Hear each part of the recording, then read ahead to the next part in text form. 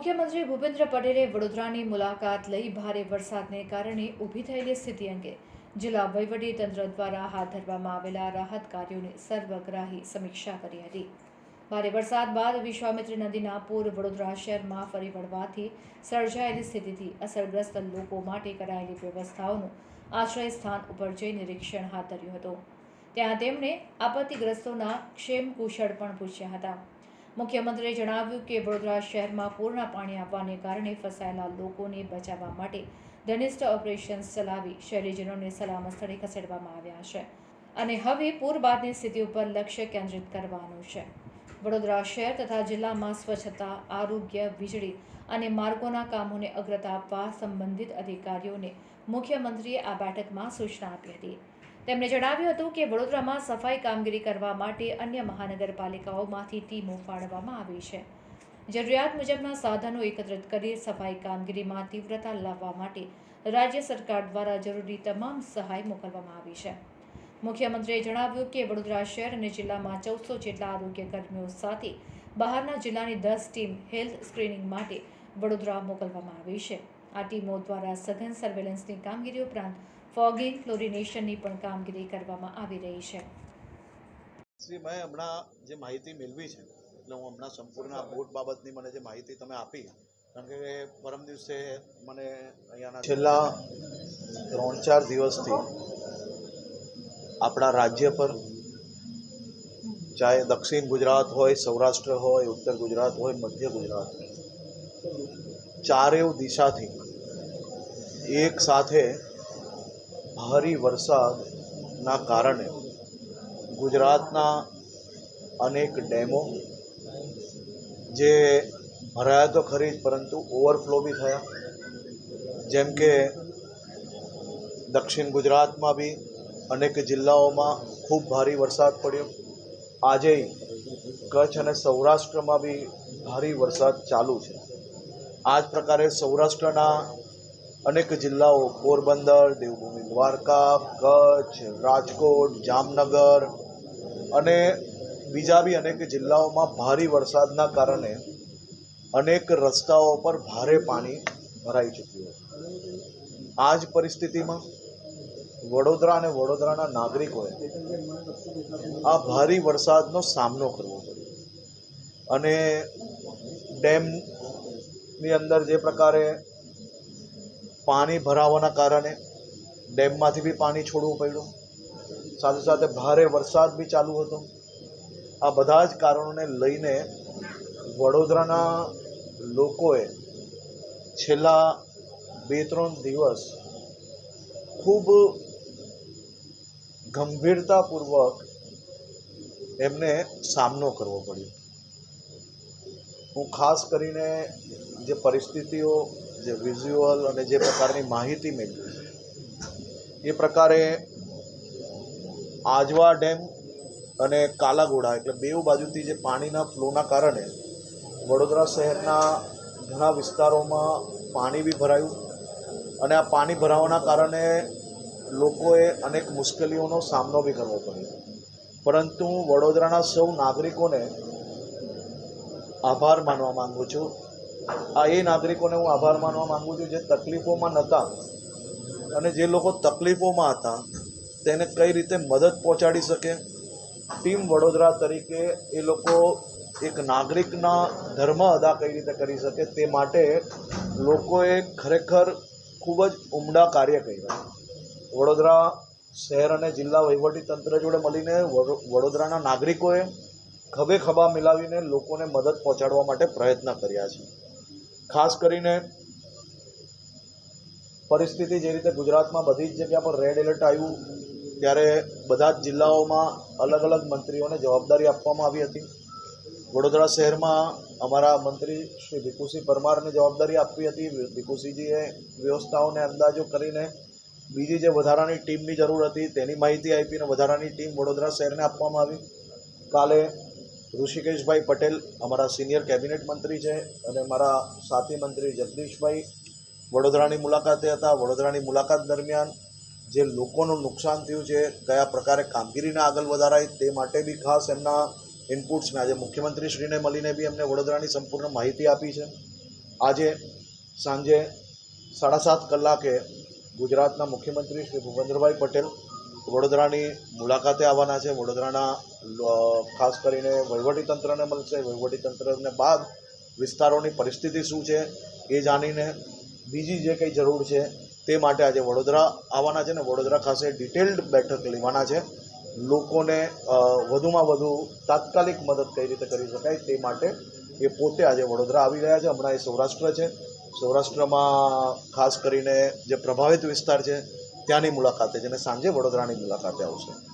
કુલ મળીને એનડીઆરએફની પહેલે 3 ટીમો આપી, એસડીઆરએફની 3 ટીમ, આર્મીની 4 ટીમ, વીએમસી ફાયરની 9 ટીમો, વીએમસી સફાઈ સેવકો બી લોકોની મદદ માટે ખાસ કરીને લાગેલા હતા. સાથે સાથે અમદાવાદની, સુરતની અને છોટાઉદેપુર, આણંદ અને બારડોલીની નગરપાલિકાની ટીમો વડોદરાના નગરજનોની મદદ માટે મોકલવામાં આવી.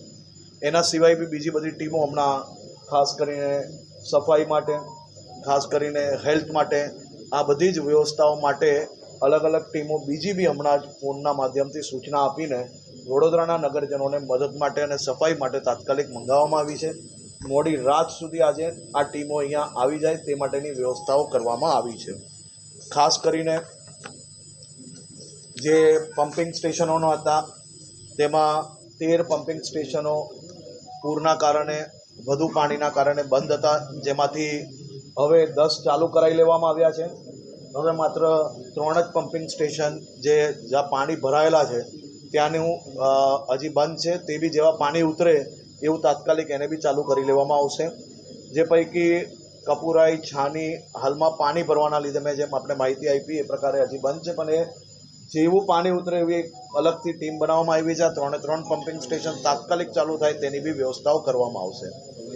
કુલ મળીને જ્યારે બી આ પ્રકારે પાણી ભરાતી હોય છે તો એ કોમન પ્રોટોકોલ છે કે જે શહેરમાં કે વિસ્તારમાં પાણી ભરાય અને જો એ રિસ્કી લેવલ પર હોય તો ત્યાંની ઇલેક્ટ્રિસિટીને કટ ઓફ કરવામાં આવે છે, કારણ કે કોઈ બી લોકોને કરંટ લાગી શકે છે.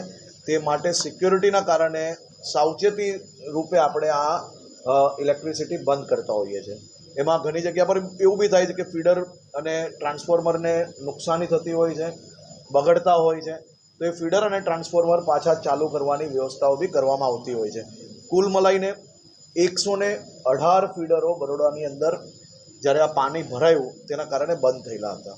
એમાંથી હવે માત્ર 12 જ ફીડર એવા છે કે જ્યાં હજી બી પાણી છે તેના કારણે બંધ છે અને 22 ફીડર એવા છે કે જ્યાં પાણી ઉતરી ગયું છે, પરંતુ હજી કંઈક નાની મોટી તકલીફોના કારણે રાત્રે 12 વાગ્યા સુધી આખા ચાલુ થઈ જશે. હમણાં 22 ફીડર બી આખા અડધા ચાલુ થઈ ગયા છે, અડધા અનેક જગ્યા પર બંધ છે.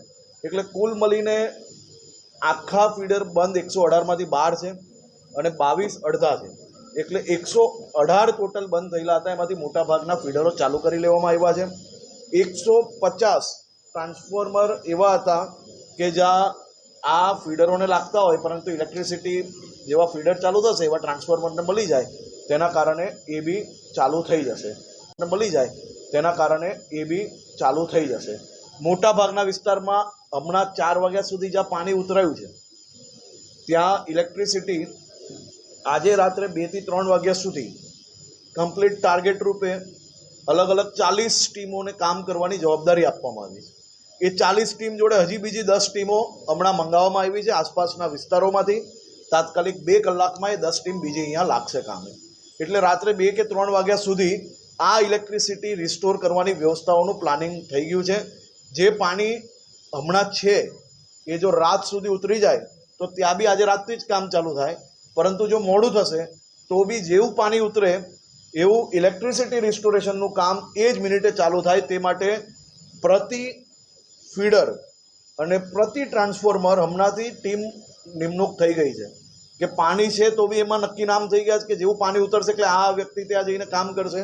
એટલે પ્રત્યેક ફીડર, પ્રત્યેક ટ્રાન્સફોર્મર માટે ટીમના વ્યક્તિઓનું નિમણૂક થઈ ગઈ છે, જેથી જેવું પાણી ઉતરશે ત્યાંના બી નાગરિકોને ઝડપથી ઇલેક્ટ્રિસિટી આપણે ચાલુ કરાવી લેશો. 34 વોટર ડિસ્ટ્રીબ્યુશન પૈકી જે વોટર ડિસ્ટ્રીબ્યુશન જે છે ત્યાં 34માંથી 33 એટલે 34 બંધ થયેલા, જેમાંથી 33 ચાલુ થઈ ગયા છે, એક બંધ છે. જે હરની એટલે હમણાં જેવું પાણી ઉતરશે એટલે એ બી ચાલુ કરવાની વ્યવસ્થાઓ આપણે તાત્કાલિક કરાવવામાં આવશે. 411 MLD પાણીનું સુપર ક્લોરિનેશન સાથે ડિસ્ટ્રીબ્યુટ કરવામાં આવ્યું છે, કારણ કે આવી પરિસ્થિતિની અંદર પાણી અને ગંદકી આ બે વિષયોની આપણે ખાસ ચિંતા કરતા હોઈએ છીએ. એટલે 411 MLD પાણીનું ક્લોરિનેશન કરીને લોકોને ડિસ્ટ્રીબ્યુટ કરવામાં આવ્યું છે. 10% અસરગ્રસ્ત વિસ્તારમાં 35 થી 40 ટેન્કરો જે છે એના દ્વારા હમણાં સપ્લાય ચાલુ છે. પાણીની બોટલો, પાણીના પાઉચ, આ બધી જ વ્યવસ્થાઓ થકી પાણી આ પ્રભાવિત વિસ્તારની અંદર સપ્લાય કરવામાં આવે છે. ગઈકાલે એટલે આજે સવાર સુધી કુલ મળીને 185 મેટ્રિક ટન કચરો ઉપાડી લેવામાં આવ્યો છે. શહેરમાં સફાઈ માટે બીજા 48 જેસીબી, 78 ડમ્પર, 62 ટ્રેક્ટર મંગાવવામાં આવ્યા છે. એના સિવાય કાલ સુધી જે બહારથી એટલે મહાનગરપાલિકા, અમદાવાદ, સુરત અને બીજે બધેથી જે વ્યવસ્થાઓ હતી એના સિવાય હમણાં કલેક્ટર વડોદરા, રેન્જ આઈજી વડોદરાને આજુબાજુની ઇન્ડસ્ટ્રીઓમાંથી ડમ્પર, જેસીબી જેટલી બી વ્યવસ્થાઓ છે તે તાત્કાલિક વડોદરાની મદદ માટે લેવામાં આવે. આવનારા 2 કલાકમાં 2 ઓફિસીસ દ્વારા આ બધી જ મશીનરીઓ વધુમાં વધુ વડોદરાને મળે તે માટેની વ્યવસ્થાઓ આજની હમણાં મારી બેઠકની અંદર નિર્ણય લેવામાં આવ્યો છે. બધી જ ઇન્ડસ્ટ્રીને સૂચના આપવાની ચાલુ થઈ ગઈ છે. મોટાભાગે રાત સુધી આ બીજી એક્સ્ટ્રા મશીનરી બી વડોદરાના શહેરીજનોની મદદ માટે કામમાં લગાડવામાં આવશે. હાલમાં ડોર ટુ ડોરની જે 232 ગાડીઓ છે તે કામગીરી ચાલુ કરી લેવામાં આવી છે. આ બધી જ કામગીરી ક્યાંક આપણા સફાઈ કર્મચારીઓ, ક્યાંક આપણા અધિકારીઓ એ લોકો બી ક્યાંક ને ક્યાંક ઘણા લોકો એવા છે મોટી સંખ્યામાં જે પોતે બી આ પ્રભાવિત વિસ્તારની અંદર ફસાયેલા હતા. પણ જેમ જેમ આ પાણી ઓછું થાય છે એમ એ લોકો બી કામગીરી લાગે છે, એટલે ડબલ સ્પીડે આ કામગીરી આજે સાંજથી ચાલુ થશે. આરોગ્યની કામગીરીમાં ખાસ કરીને કુલ 40 PHC અને 4 CHC અને 72 UHWC કાર્યરત છે, જેમાં 1350 જેટલા આરોગ્ય સ્ટાફ હમણાં કાર્યરત છે. હાઉસ ટુ હાઉસ ટીમની અંદર 200 લોકો રાખેલા છે, જેથી કોઈ બી વ્યક્તિને પાણીના કારણે નાની મોટી બીમારી આવતી હોય તો ઝડપથી એને આપણે સારવાર આપી શકીએ. મોબાઈલ ટીમ ટોટલ 78 બનાવવામાં આવી છે. કુલ તપાસેલા ઘરો એ આજે સવારથી હમણાં સુધી 48,500 છે. ક્લોરીન ગોળીઓનું વિતરણ 30,000 ઘરોમાં કરવામાં આવ્યું છે. ફોગિંગ કરેલ ઘરોની સંખ્યા 10,019 છે.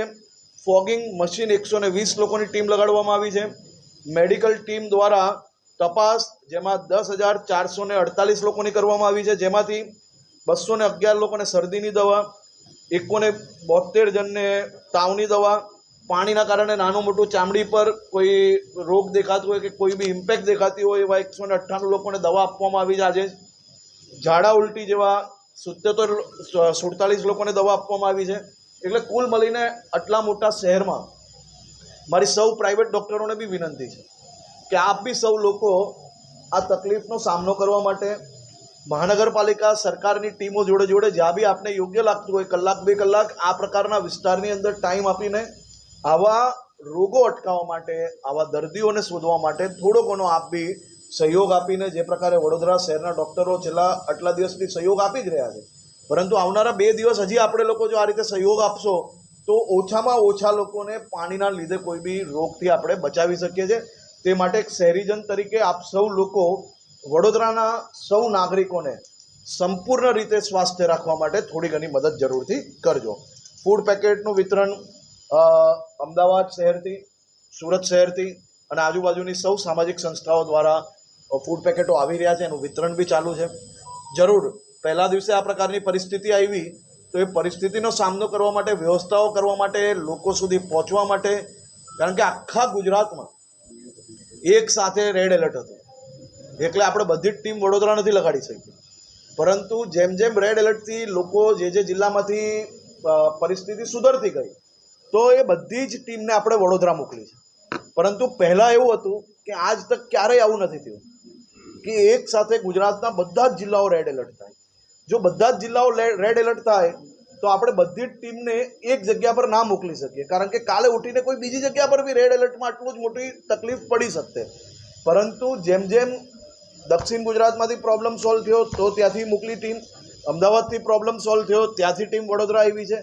આ તકલીફ આખા રાજ્ય પર આ વખતે બહુ ગંભીર પ્રકારે રેડ એલર્ટ આપવામાં આવેલું હતું, પરંતુ રેડ એલર્ટનો બી તમારા સૌના સહયોગથી, તમે સૌ લોકોએ જે પ્રકારે ટીમ તરીકે એકબીજાને મદદ કરી તે માટે આજે વડોદરાની અંદર ઓછામાં ઓછું નુકસાન થયું. પરંતુ જે નુકસાન થયું છે એનું બી ખાસ કરીને સર્વે ચાલુ છે. એ નુકસાનને બી કઈ રીતે લોકોને કઈ રીતે સાથે ઊભા રહી શકાય. આ તકલીફની અંદર કોઈ વ્યક્તિની ઘર વકરી ગઈ હશે તો કોઈનો વેપારની અંદર નુકસાન થયું હશે. આજે આ બધા જ લોકો જોડે સાથે ઊભા રહેવા માટે સરકાર જોડે સામાજિક સંસ્થા